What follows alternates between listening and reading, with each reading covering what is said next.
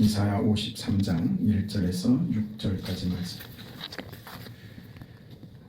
구약성경 1033페이지 이사야 53장 1절에서 6절까지 우리 하나님의 말씀을 함께 읽습니다. 우리가 정한 것을 누가 믿었느냐? 여호와의 팔이 누구에게 나타났느냐? 그는 주 앞에서 자라나기를 연한 순 같고 마른 땅에서 나온 뿌리 같아서 고운 모양도 없고 풍채도 없은즉 우리의 보기에 흠모할 만한 아름다운 것이 없도다. 그는 멸시를 받아 사람들에게 버림받았으며 간고를 많이 겪었으며 질고를 아는 자라. 마치 사람들이 그에게서 얼굴을 가리는 것 같이 멸시를 당하였고 우리도 그를 귀히 여기지 아니하였도다. 그는 실로 우리의 질고를 지고 우리의 슬픔을 당하였거늘 우리는 생각하기를 그는 징벌을 받아 하나님께 맞으며 고난을 당한다 하였노라. 그가 찔림은 우리의 허물 때문이요 그가 상함은 우리의 죄악 때문이라. 그가 징계를 받음으로 우리는 평화를 누리고 그가 채찍에 맞음으로 우리는 나음을 받았도다.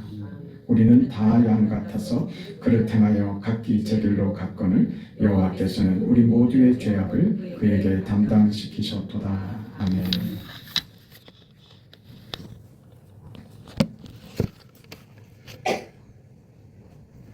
대표적인 그 순환받는 예수 그리스도에 대한 구약의 아주 구체적이고 아주 명료한 그런 예언의 말씀이 되겠습니다. 오늘 우리는 이 본문을 보면서 예수께서 이렇게 우리의 보기에 흠모할 만한 아름다운 것이 없도다.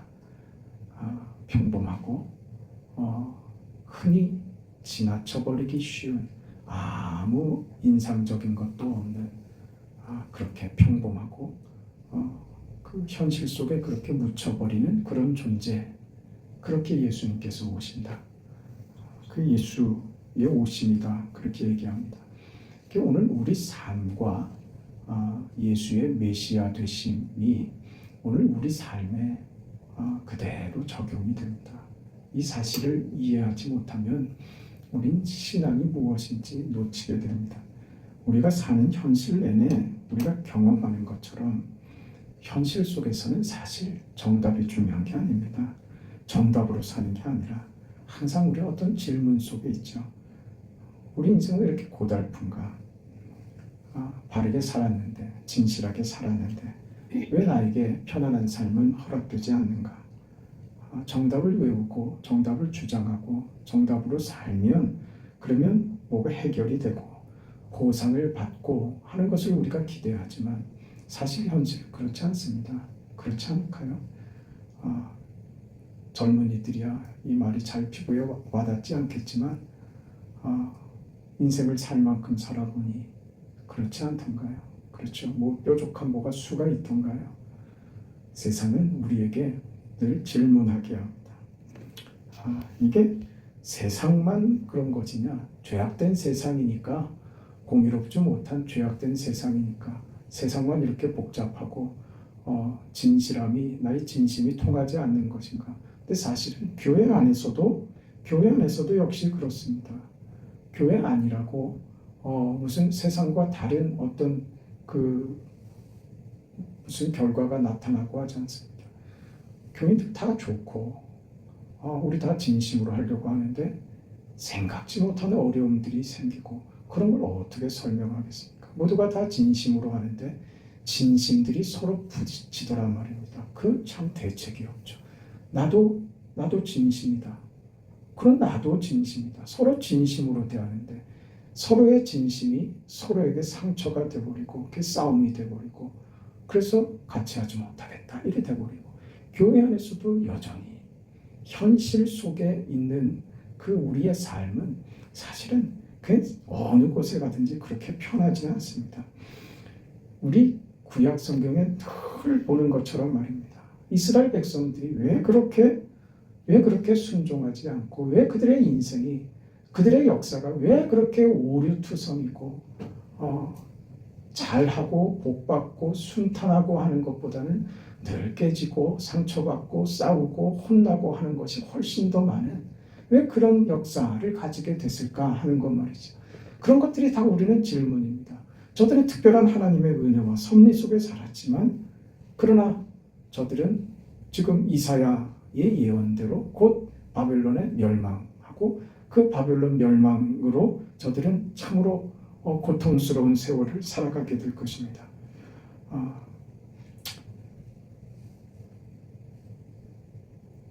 왜 이런 일들이 벌어질까?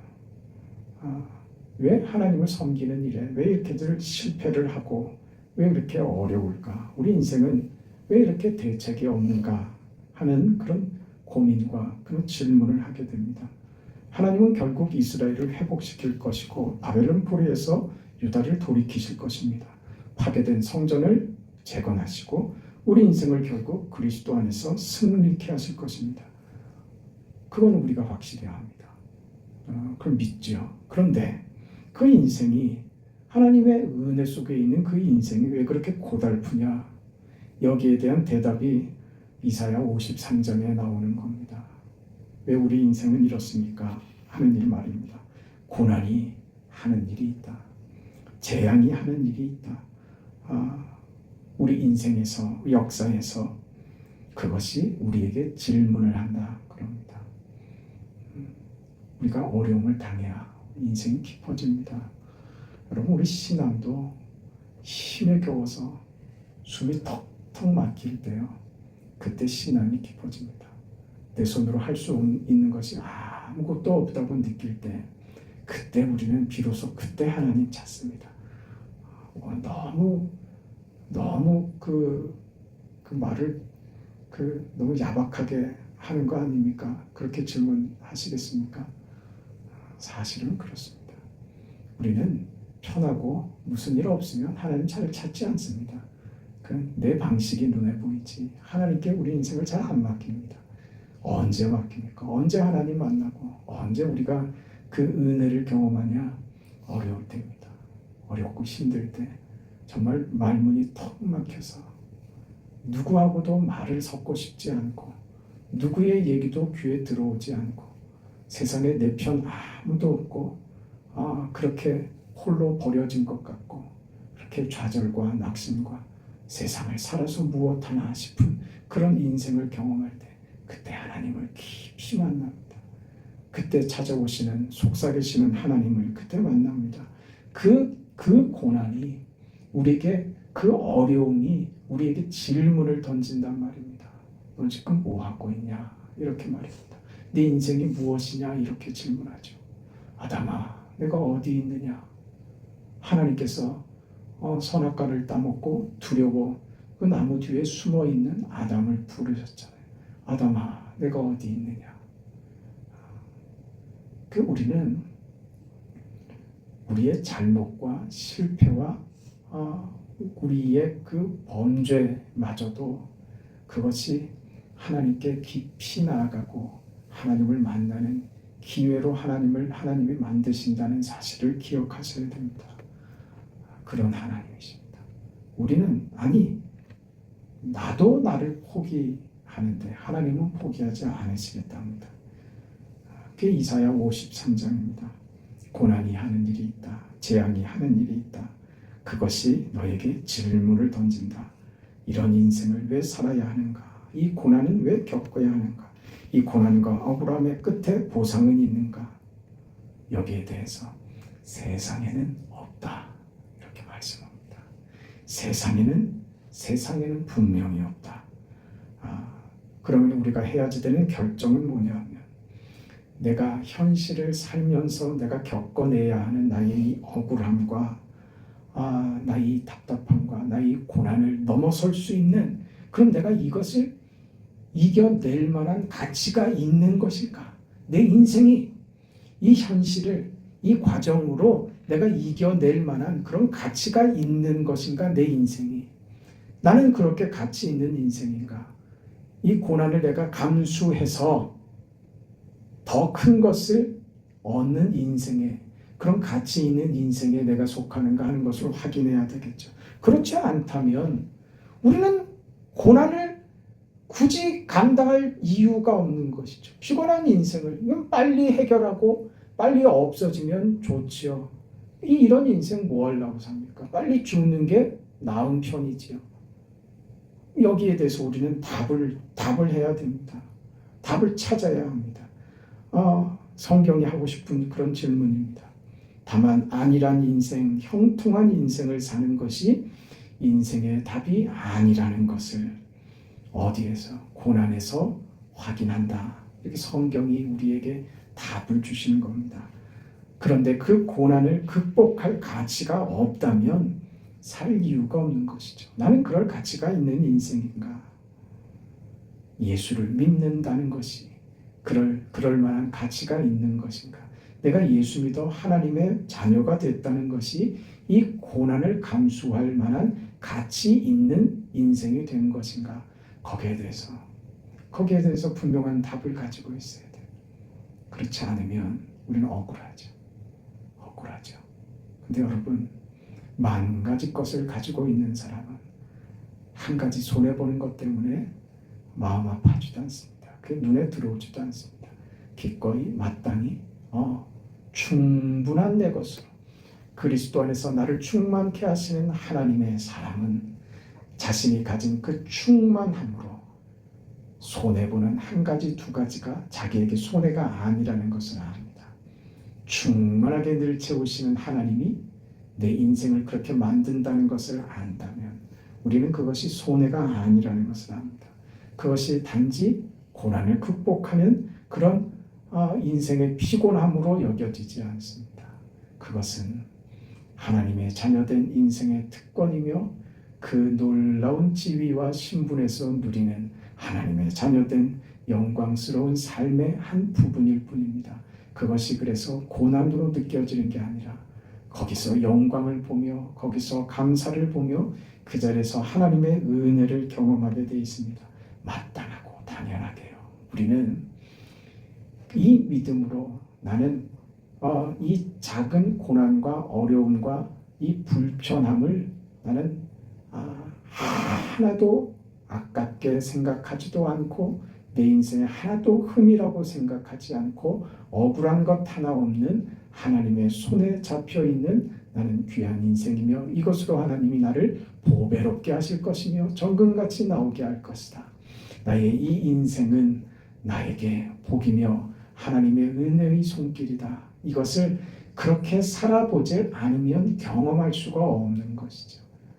그 인생을 살아서 그 하나님이 주시는 은혜를 경험한다면 우리는 마땅히 그 삶으로 하나님께 감사와 영광을 마땅히 돌릴 것입니다. 그럴 수밖에 없는 인생임을 확인하기 때문에 그렇습니다.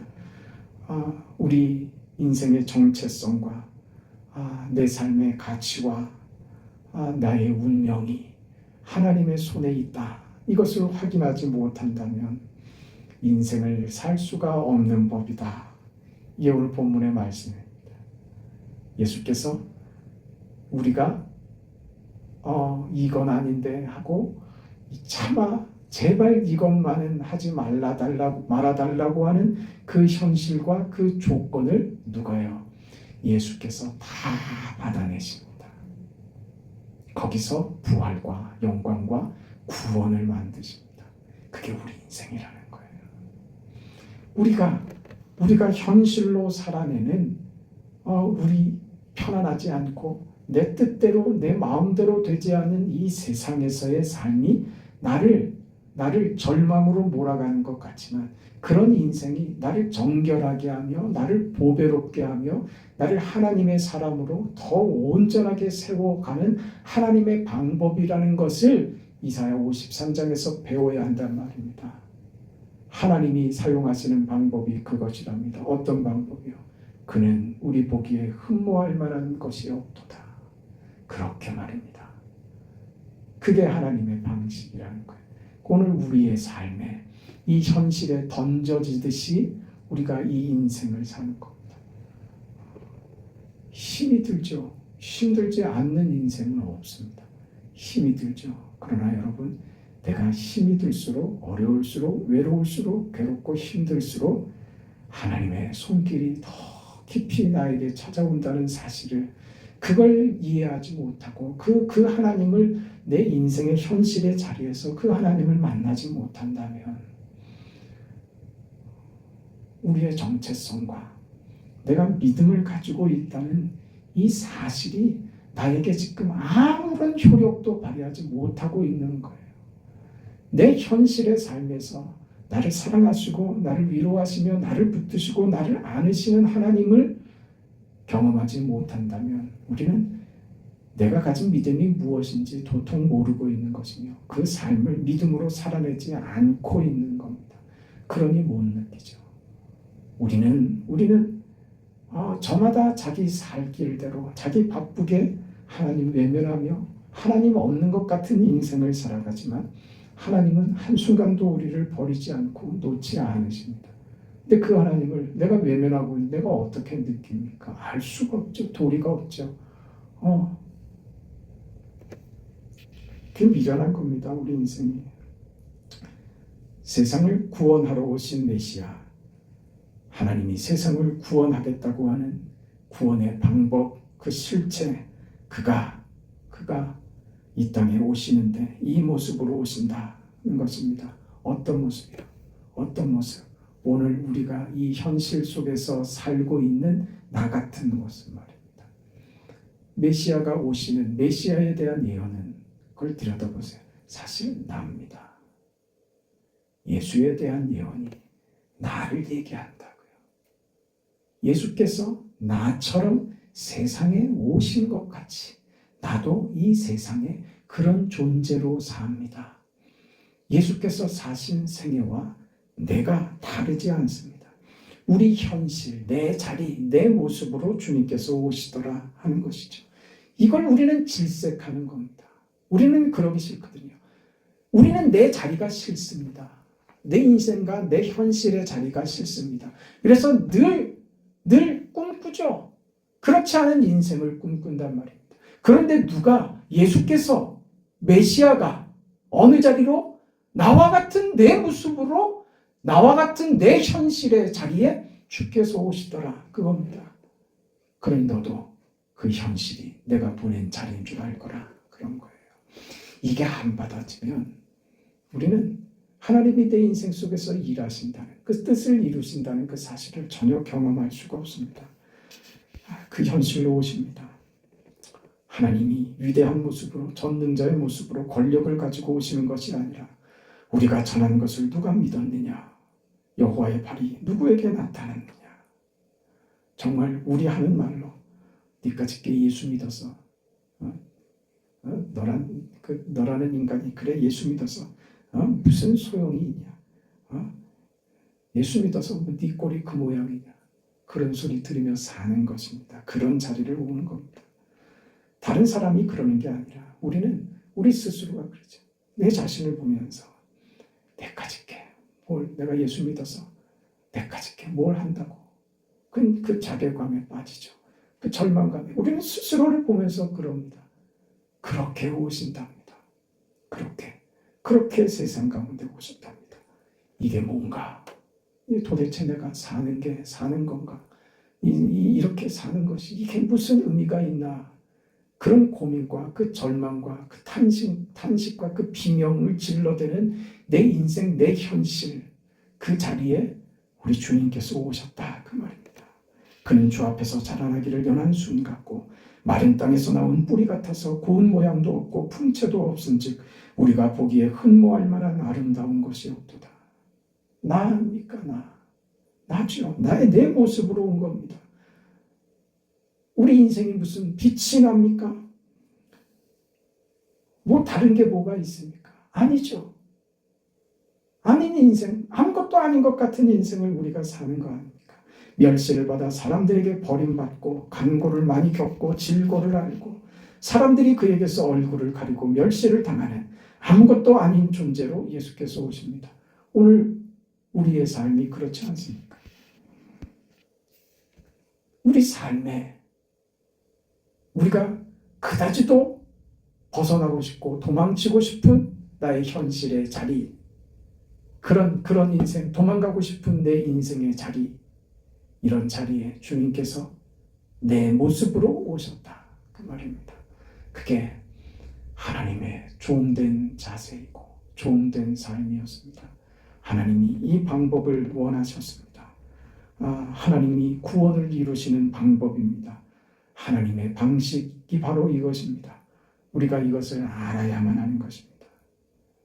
마리아가 시집을 가서 누군지 잘 알지도 못하는 유명하지도 않은 어떤 한 사람에게 총각에게 시집을 가서 누구 아이인지도 모르는 아이를 낳습니다.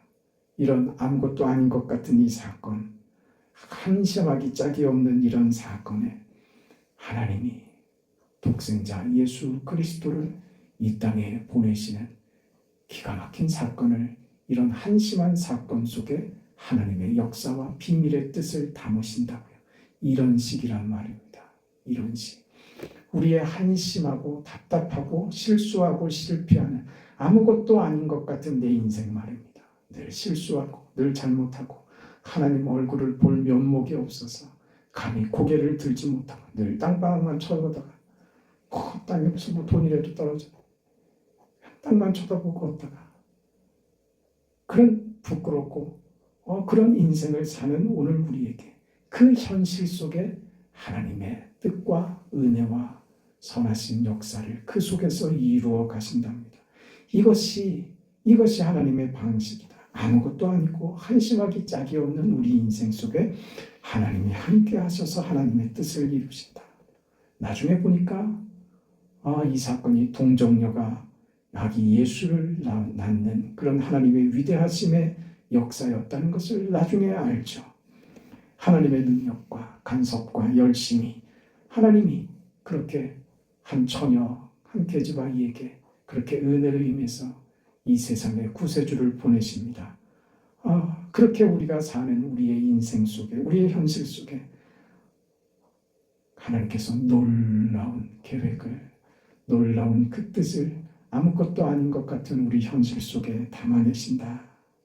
아무것도 아닌 것 같은 그런 우리 모습 속에 말입니다. 사람의 모양으로 나타나서 멸시를 받고 외면을 받는 그 모습 속에 하나님이 모든 뜻을 담으셨던 것처럼 우리의 아무것도 아닌 것 같은 인생 속에 하나님이 일하신다. 하나님이 우리 삶을, 그 별 볼 일 없는 우리의 현실을 하나님이 일하시기에는 최고의 조건이다. 이렇게 말씀하신 거예요. 사람들이 보기에 흠모할 만한 아름다운 것도 없고 멸시를 받고 채찍을 맞고 질고를 겪고 고난을 겪고 하는 세상에서 따돌림 맞고 세상에서 인정받지 못하고 더 이상 추할 수 없을 자리까지 내려간 아무것도 아닌 것 같은 내 인생의 자리가 하나님이 역사하시는 최고의 조건이라고 그렇게 말씀하시는 거예요. 그 속에서 하나님이 예수의 십자가 죽음과 구원의 부활을 만드십니다. 우리 인생 속에 내가 생각해도 답답하고 내가 생각해도 한숨 나고 내가 생각해도 아무것도 아닌 열등감 투성이, 이 자격지심에 아무것도 하지 못하고 할 수 있는 거라고 그저 고함 지를 수밖에 아무것도 할 수 없는 그런 내 인생에 하나님은요, 그게 내가 일하는 방식이라고, 너의 약함이 나의 강함과 너의 무지함이 나의 능력과 너의 못남이 나의 선한 능력과 계획을 발휘하는 조건이라고 말씀하십니다. 그래서 우리 인생을 그렇게 복되게 하십니다. 이사야 53장을 읽을 때마다 그 위대하고 그 영광된 분이 어떻게 자기를 낮추셨는가, 이런 생각만 우리가 합니다. 십자가 죽음도 그 고난에 대해서만 묵상합니다. 얼마나 아프셨을까? 손에 못이 박힐 때 그 고통은 어떠했을까? 발목에 박힌 그 못은 얼마나 큰 상처고 얼마나 큰 아픔이었을까? 옆구리에 그 창을 찔렸을 때 주님이 가시면류관을 쓴 건 얼마나 아프셨을까? 그게 다 나를 위해서 그 아픔을 당하셨다. 우리는 그런 데만 정서적으로 자꾸 들어갑니다. 이런 것을 감내하셨다. 이런 사실만 관심이 있고 하나님이 이 방법으로 일하신다. 이 수치와 실패와 고난과 후회 같은 우리의 현실의 모습 속에 하나님이 그 뜻을 이루시고 그 방법으로 말씀하신다 라는 것에 대해서 우리가 배우지 못합니다. 이걸 알아야 됩니다. 왜 그러야 했던가? 왜 주님께서 그 고난의 순환의 그 십자가의 길을 걸으셔야만 했던가? 그게 하나님이 당신의 뜻을 이루시는 하나님의 기쁘신 방법입니다. 오늘 우리 삶에 우리의 약함을 통하여 하나님의 뜻을 이루시는 하나님의 방식이라는 것입니다. 그게 우리는 원망스러운 거예요. 왜 나를 믿게 했으면 좀 모세 같고 다윗 같고 좀 폼나게 나를 높여주시면 좋을 텐데. 여러분 그렇습니까? 아니죠. 그렇지 않은 나의 모습 속에서 하나님이 위대한 것을 세상은 인정하지 않지만 하나님께서 기뻐 받으시고 하나님께서 높이시는 우리 인생을 우리를 통해서 만들어 가시려고 합니다. 이걸 사실은 너무 방관했던 거예요. 외면했죠. 그저 물량주의로 빠져버렸고 그저 눈에 보이는 어떤 현실적인 그 보상들, 현실적인 어떤 높음과 성공들의 교회가 그것에 목을 맸죠. 사람들은 당연히 마땅히 그걸 좋아했고 그래서 사람들이 그 이야기를 하고 예수 믿으면 세상적으로도 성공하고 보상받는 것이 하나님의 뜻이다. 이 말에 사람들이 좋아했죠. 그래서 교회가 부흥도 됐죠. 언제까지 그걸 무려먹을 거예요? 네? 언제까지 하나님의 말씀과 하나님의 뜻을 왜곡시킬 겁니까?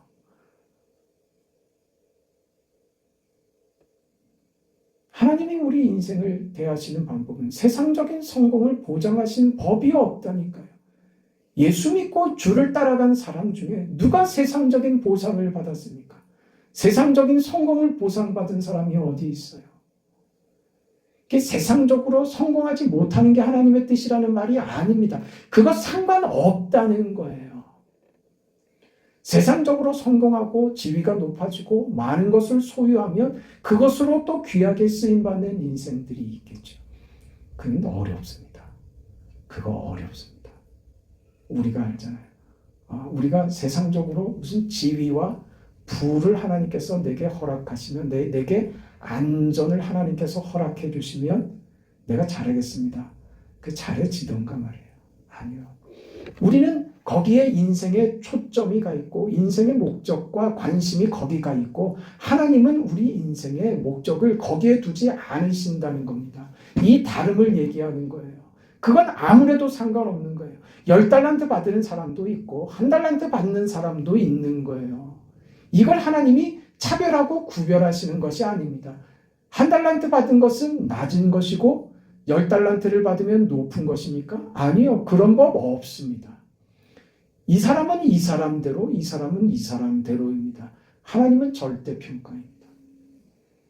우리 인생에 하나님께서 가지시는 관심은 우리가 바르게 되는 겁니다. 하나님이 우리 삶 속에서 하나님의 뜻을 거룩을 이루어 가시는 것이 하나님의 뜻입니다. 우리의 관심과 하나님의 관심이 다르니 우리는 이게 못마땅하죠. 나를 좀 그렇게 만들어 주시면 좋겠는데 성경은 그런 얘기 없습니다.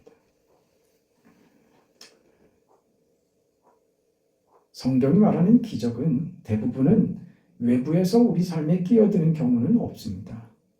오히려 기적은요, 두려움과 배신감과 환멸을 느끼는 상황, 불안과 실망스러운 상황에 기적이 숨어 있다는 사실을 기억하세요. 어렵습니까? 힘이 듭니까? 하나님이 일하시는 타이밍이라는 것을 기억하세요. 그때 하는 얘기예요. 이사야 53장이 하는 얘기입니다. 말구유를 봐라. 십자가를 봐라. 말구유의 누인 아기 예수를 생각해봐라. 그는 창조주요 하나님이심에도 불구하고 헤롯의 죽음을 피하여 애굽으로 피난가는 그런 조건 속에서 사셨다. 도망가면서 사셨다. 그 자리, 구유에 누이는 그 자리에 사셨다. 우리가 당하는 위협과 공포가 마치 죽을 것 같고 망할 것 같고 그런 불안한 우리의 현실에 대해서 성경이 얘기하는 것입니다. 하나님이 예수를 그 처지에 보내셨다. 어느 처지에? 우리의 현실의 처지에 예수를 보내셨다 그러십니다. 그래 뭐가 불만이냐? 위대한 길에 보냈다. 그렇게 누누이 얘기하는 것입니다. 성경이 증언하는 것이고 우리가 믿는 예수가 그 성육신으로 지나간 고난의 자리인 것입니다. 그게 영광을 만드는, 부활을 만드는, 구원을 만드는 길입니다.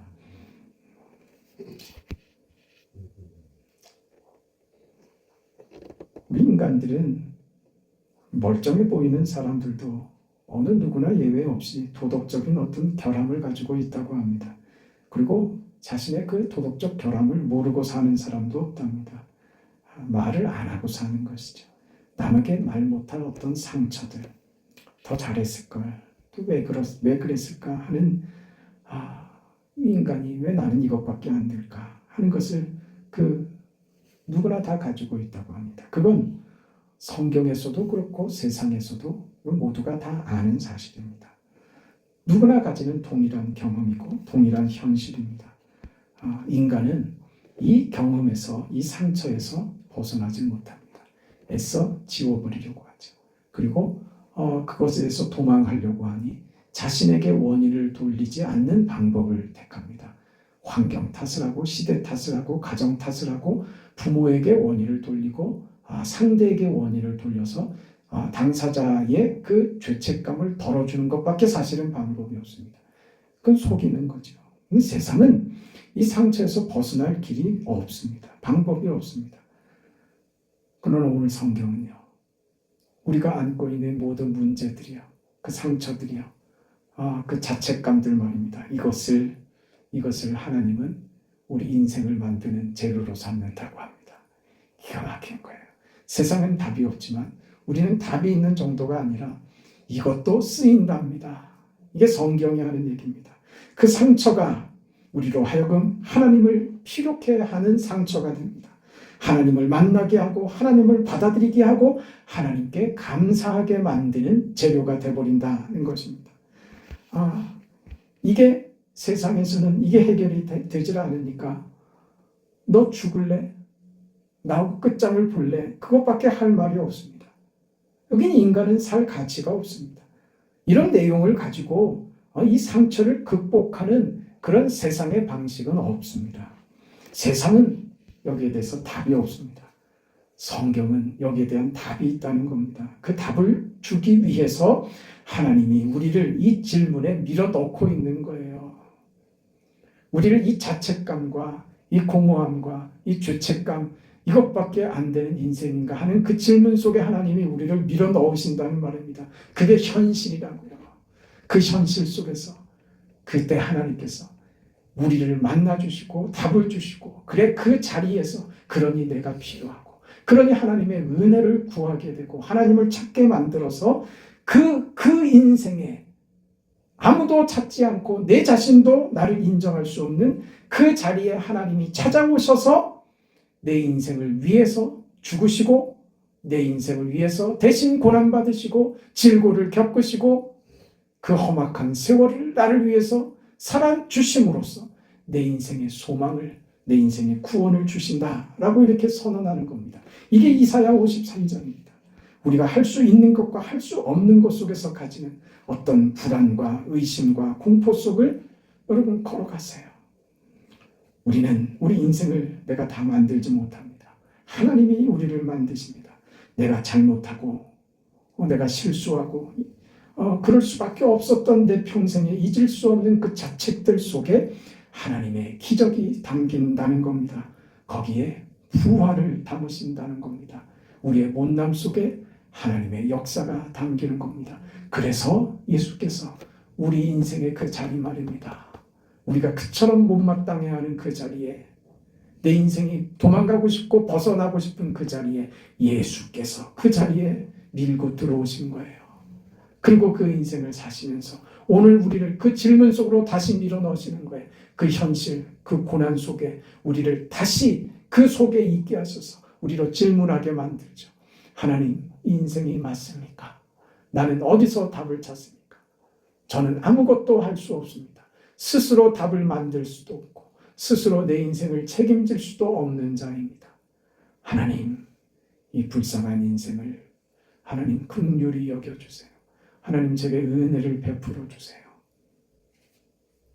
그 질문과 그 눈물과 그 비명에 대한 답으로 이사야 53장이 있는 거예요. 그래서 내가 왔다고. 그래서 네가 그처럼 절망스러워하고 비명지르는 네 인생 그 현실 속에 내가 들어갔다고. 그래서 네 인생이 겪어야 되는 그 좌절과 눈물과 슬픔과 그 고통을 내가 다 감당했노라 하시는 겁니다. 그게 이사야 53장입니다. 답을 찾으셨으면 그 인생을 살아야. 못난 나의 인생에 하나님은 귀한 것을 만들어내시는 하나님이십니다. 나로서는 답이 없고 나로서는 희망이 없지만 내가 믿는 하나님, 내 인생을 살아내신 그 예수, 그 나의 주님께서 내 인생의 주인이 되셔서 내 인생을 담아내시고 복되게 하신다는 사실을 우리는 이 고난주간에 주님의 고난이 바로 내 현실을 살아내시는 주님의 몸부림이며 나를 구원하기 위하여 주님께서 받아내시는 내 인생의 못남들, 내가 처절하게 고통스러워하고 그렇게 밀어내고 싶었던 내 인생의 현실, 내 자리, 나의 죄책감, 그것을 주님께서 담당하시기 위하여 이 순환의 길을 걸으신 것입니다. 그것이 아버지의 뜻이랍니다. 우리의 질문에 대한 답이 되었습니까? 질문에 대한 답을 얻으셨습니까? 여러분 인생은 복된 인생입니다. 하나님이 책임지시며 손잡고 가시는 귀한 인생입니다. 그 걸음을 받았다는 사실을 기억하시고 우리 자리에서 하나님만 바라보신다면 하나님께서 우리 인생에 어떻게 책임지시고 어떤 결과를 만드시는지 늘 경험하게 될 것입니다. 제발 그렇게 살자고요. 그 인생을, 그 현실을 살아가자고요. 그 현실을 도망가면 나를 만나주시려 오신 그 주님을 내가 확인할 도리가 없습니다. 하나님의 은혜를 기억하시고 그렇게 사시는 여러분의 생애 되시기를 축복합니다. 자비하시고 고마우신 하나님, 하나님의 은혜와 사랑을 감사합니다. 순환의 한 주간에 주님께서 우리를 구원하기 위하여 이 현실 속에 들어오셨다는 사실, 이 인생을 사셨다는 것이 무엇인지 깨닫게 하여 주시니 감사합니다. 나조차 내가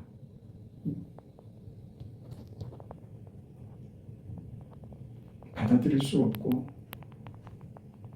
믿을 수 없고 나조차 내 자신을 포기하고 싶은 그런 인생이라도 주님께서 그렇지 않다. 너의 그 인생과 너의 그 약함과 너의 모자람과 너의 약점과 너의 그 부끄러움이 너를 만드시는 하나님의 기회이고 우리의 약함을 통해서 하나님은 은혜로 바꿔주시는 좋으신 아버지시라고 순환의 주님이 오늘 우리에게 하시는 그 말씀을 받습니다. 하나님, 우리도 하나님이 그렇게 우리 속에 이루시는 그 뜻과 그 방법을 깨달아 그 인생을 넉넉하게 살아갈 줄 아는 우리 성도들 다 되게 하여 주시옵소서. 믿음으로 승리하며 하나님의 역사를 보게 하여 주시옵소서. 예수님의 이름으로 기도합니다. 아멘.